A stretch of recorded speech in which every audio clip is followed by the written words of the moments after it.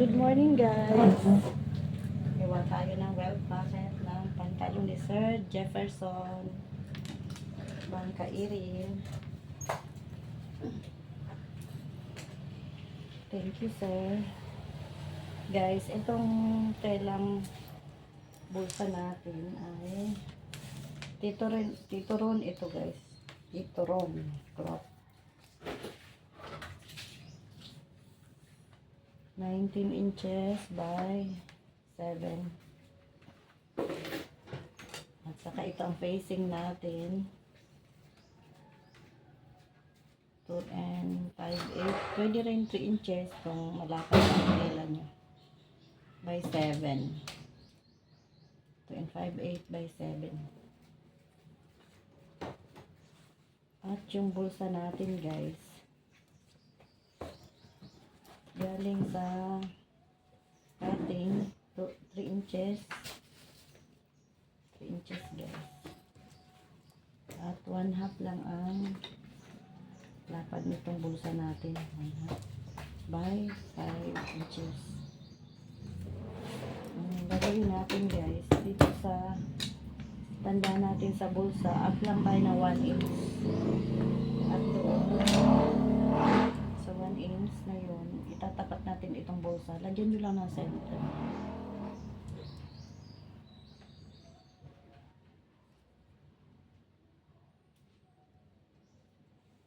At lagyan nyo ng pins. Ginagong.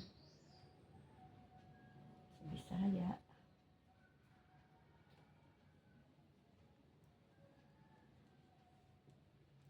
Yan.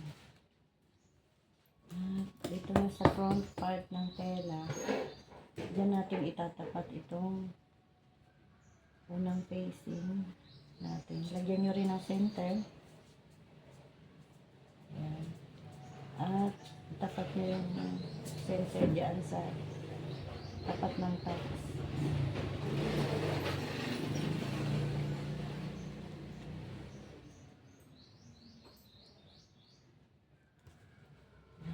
Check nyo kung wala bang naiipit na tela sa ilalim. At lagyan na natin ng tanda. Galing sa side ng facing, 1/2. At tandaan natin, badlisan natin para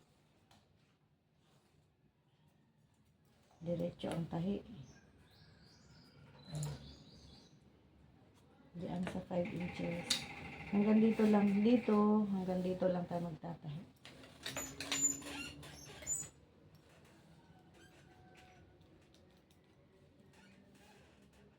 Pang Wednesday niya na itong pantalon guys.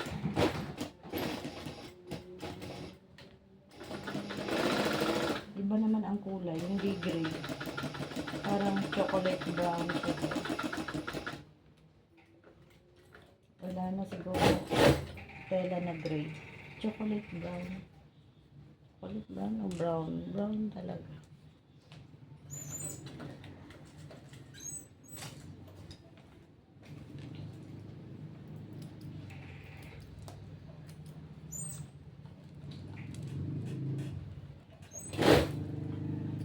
At ito namang isang facing guys. Ilalagay din natin siya sa ilalim ng unang facing. Itapat mo lang. Mas maganda itong ganitong paraan guys kaysa yung gagawa ka ng piping. Maraming paraan ng pagbubulsa guys. Depende na yan sa mananahi itong saan siya mas nadadalian. Pero sa akin, para sa akin, mas gusto ko ito. Ganitong. Kaso lang, magpa-plancha ka pa ng pilon mo sa facing. Kaya lang, di naman matagal mag-plancha. Saka, para lang naman itong pilon na pinakang manipis.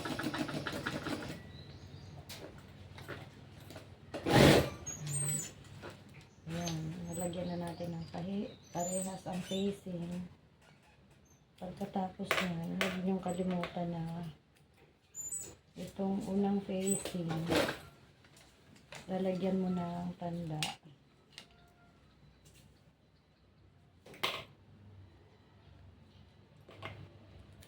Galing dyan sa tahi, guys.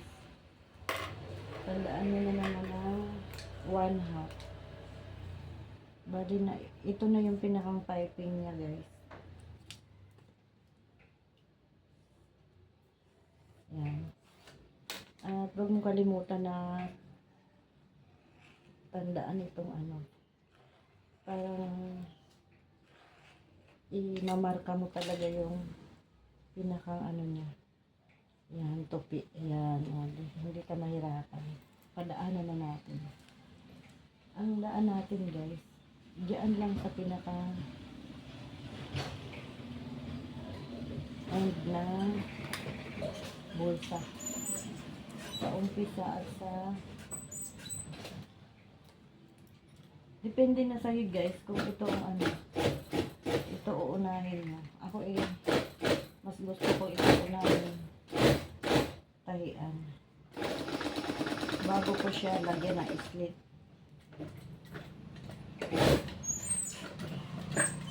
Para nakaano na siya.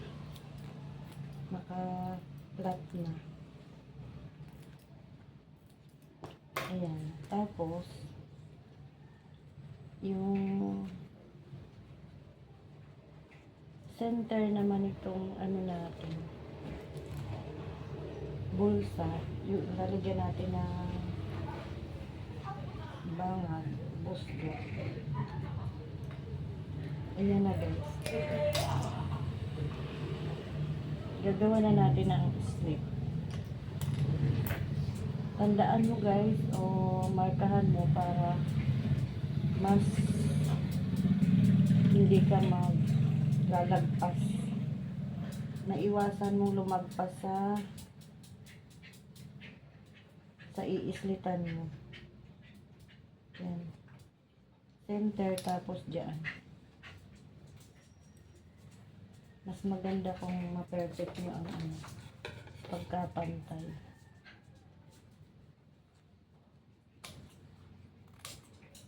Yan.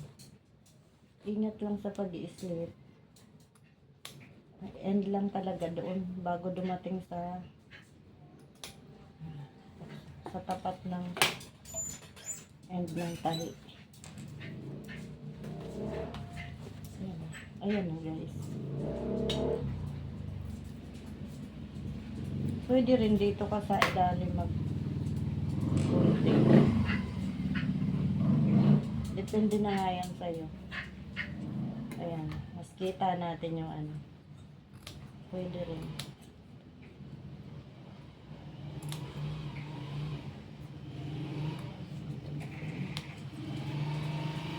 Tingnan ang boat natin. Ayan, guys. Saka mo na, di ba, ito yung unang piping natin. Ganyan mo na siya. Tapos yung pangalawang piping, ganyan mo na rin. Enjo, abre lang yan. Okay lang yan. Kaya niya na yan buksan. Tignan natin. Ayan na, guys. Tapos, check nyo yung ano na naka-flat siya dyan. At ito,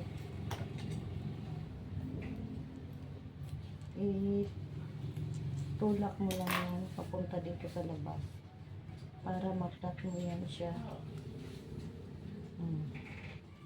Para pag tinahi mo, nakatapat talaga.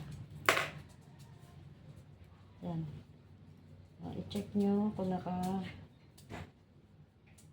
diba, naka-flat siya para maganda ang pagkakaroon. Gupitan mo ito. Magsobra ka lang ng 1/4 para pag nagtupi ka ng pinakang bulsa,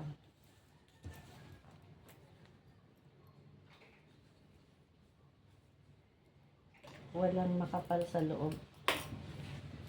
Yan, guys.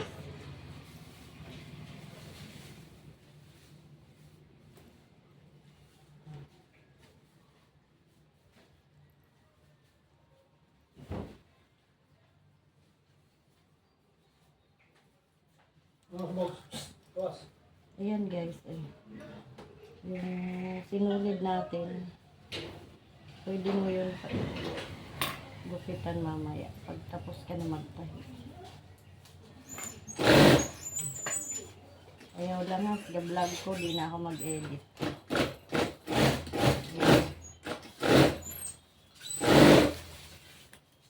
Ganun din guys, gawin nyo. Gupitan nyo ito. Magtira ka lang ng 1/4 sa side. Ayan. Ganun lang guys. At ito namang sa ilalim. Tapusin na natin ito. Para yan guys. Ganyan mo lang. Diba? Ganyan mo.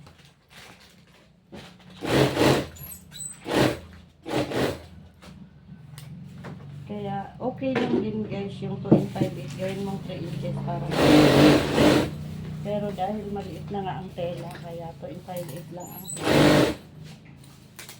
facing natin, ang lakad ng facing. Ayan guys. At mula dito sa white natin, magtanda ka na, mag-up ka ng 1/2. 6 3/4 ang lalim ng busos sa pwede rin 6 1/2, depende na yan sa'yo. Yan guys. At tatahian muna natin itong facing na pangalawa para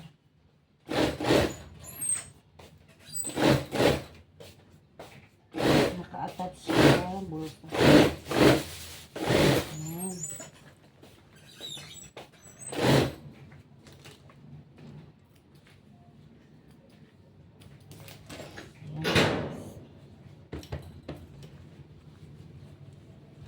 Ayan na guys.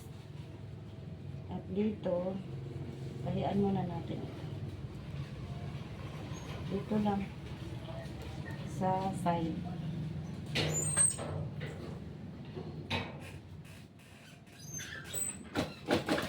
Para mas maliit.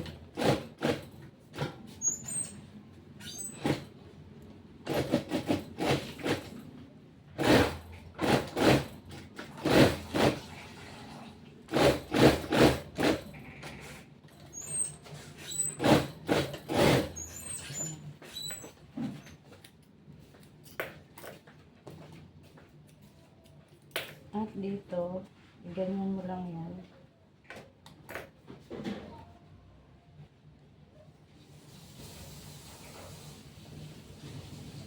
Maraming paraan naman ang pagbubulsa guys. Talagang depende na lang sa mananap. Ito napakita ko lang para sa beginners guys ha. Sa mga bihasa na, pwede naman i-skip na nila itong pagbubulsa ko. Ayan. Kahit ako iba-iba rin ang ano ko. Paraan ng pagbubulsa ko.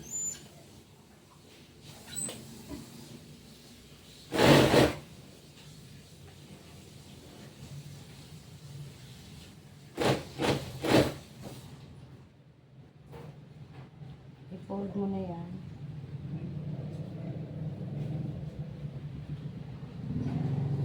Pwede rin i-edgingan mo na lang guys.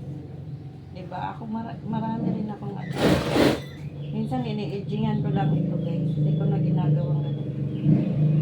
Pakita ko lang para maibang paraan. Ang pagbubuhay.